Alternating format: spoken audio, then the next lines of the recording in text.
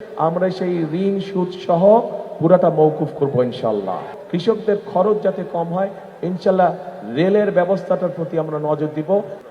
এই বরেন্দ্র প্রকল্প শহীদ জিয়া যখন চালু করলেন, আস্তে আস্তে ধীরে ধীরে পরবর্তীতে খালেদা জিয়া এটিকে আরো প্রকল্প বড় করলেন।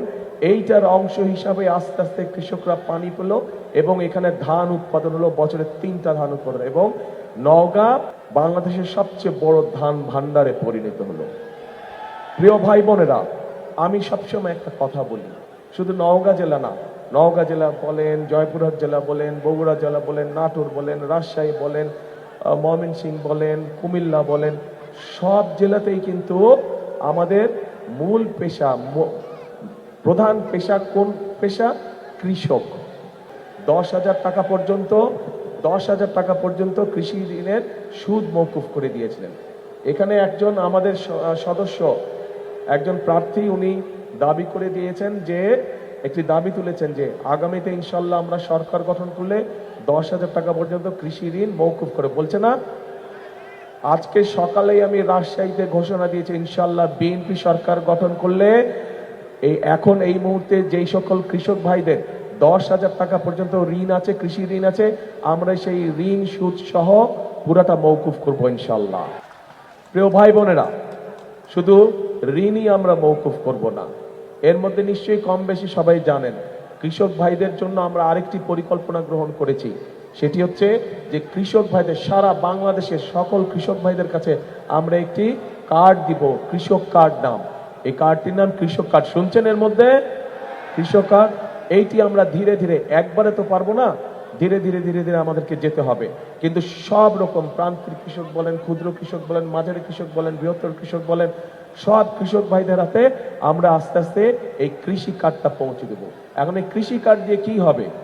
এই কৃষি কার্ডটা যখন তার কাছে পৌঁছবে, তখন এই কৃষি কার্ডের মাধ্যমে আমরা সেই কৃষক ভাইয়ের অন্তত একটি ফসলের, সে যদি আলু চাষ করে অথবা পেঁয়াজ চাষ করে বা যেটাই সে চাষ করুক না কেন, যেটাই করুক, একটি সিজনের একটি ফসলের, তার একটি ফসলের যাবতীয় বীজ, সার, কীটনাশক, তার যেটা একদম প্রয়োজন সেটি আমরা তার কাছে পৌঁছে দেওয়ার চেষ্টা করব, যাতে করে, এবং এটা কয়েক বছর চলবে, যাতে করে ধীরে ধীরে সেই কৃষক ভাইটা একটা শক্ত অর্থনৈতিক মেরুদণ্ডের উপরে দাঁড়াতে পারে, তার অর্থনৈতিক ভিত্তি যাতে শক্ত হয়। শুধু এটাই নয়, এই কৃষক কার্ডের মাধ্যমে তার জন্য কৃষি ঋণ পেতে সুবিধা হবে। এই কৃষক কার্ডের মাধ্যমে হঠাৎ ঝড় বৃষ্টি বন্যা কিছু হলে যদি ফসল নষ্ট হয়ে যায়, তখন সে কৃষি বিমার থেকে, বিমা যেটি হবে ফসলের, সেই বিমার টাকাটা পেতে তার জন্য সুবিধা হবে। কাজে আমরা কৃষক ভাইদের জন্য এই পরিকল্পনা গ্রহণ করেছি। এখন আমাকে বলেন, এই এলাকার এবং জয়পুরহাটের মানুষ, ম্যাক্সিমাম মানুষ কৃষিকার্যের সাথে জড়িত। এই যে কথাটা বললাম, এই কাজটা যদি আমরা করি, আপনারা কি মনে করেন কৃষক ভাইদের ভালো হবে? এইখানে ধানের পাশাপাশি অন্যান্য অনেক শাকসবজি হয়, আম হয়, রাজশাহীতে হয়, এখানে হয়, এই অঞ্চলে প্রচুর হয়। কিন্তু একটা সমস্যা আছে যে অনেক সময় এগুলার হিমাগার পাওয়া যায় না।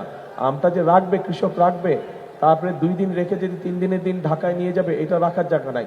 আর ঢাকায় নিয়ে যেতে যেই সমস্যা, এই যে রেলের যেই সমস্যা, মানে ট্রাকের যেই সমস্যা, এটা আমরা ওয়াকিফাল আছি এই ব্যাপারে। এবং কৃষকদের খরচ যাতে কম হয় ইনশাল্লাহ রেলের ব্যবস্থাটার প্রতি আমরা নজর দিব, যাতে করে রেল লাইন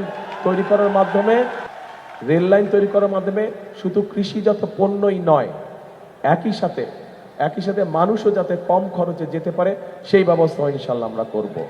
আমাদের পরিকল্পনার মধ্যে আরেকটি পরিকল্পনা আছে, সেটি হচ্ছে, আপনাদের নিশ্চয়ই মনে আছে, দেশনেত্রী খালেদা জিয়ার সময় এই দেশের নারীদেরকে শিক্ষিত করার জন্য, মেয়েদেরকে শিক্ষিত করার জন্য দেশনেত্রী খালেদা জিয়া একটি পরিকল্পনা নিয়েছিলেন যে ক্লাস 1 থেকে ক্লাস 12 পর্যন্ত মেয়েদের শিক্ষা ব্যবস্থা ফ্রি করে দিয়েছিলেন। উনি জানেন এটা?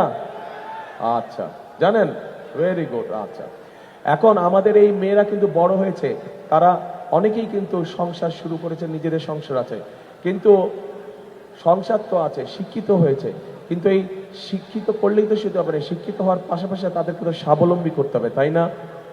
কাজেই এই মাদেরকে স্বাবলম্বী করার জন্য আমরা মায়েদের কাছে ফ্যামিলি কার্ড নামে একটি কার্ড পৌঁছে দিতে চাই। এবং এই ফ্যামিলি কার্ডের মাধ্যমে এটি দলমত নির্বিশেষ, শ্রেণী পেশা নির্বিশেষে সবাই পাবে। একজন কৃষকের স্ত্রী পাবে, একজন ইমাম সাহেবের স্ত্রী পাবে, একজন ভ্যান চালকের স্ত্রী পাবে, একজন school master, primary school master হোক, হেডমাস্টার সাহেব হোক, ওনার স্ত্রীও পাবে। অর্থাৎ সব ধরনের মানুষ পাবে, খেটে খাওয়া মানুষ সহ সবাই এতে পাবে, কোনো দলমত থাকবে না, এটা সবাই পাবে। এবং এটি শুধু পাবে নারীরা, শুধু মায়েরা এটা পাবে, গৃহিণীরা এটা পাবে।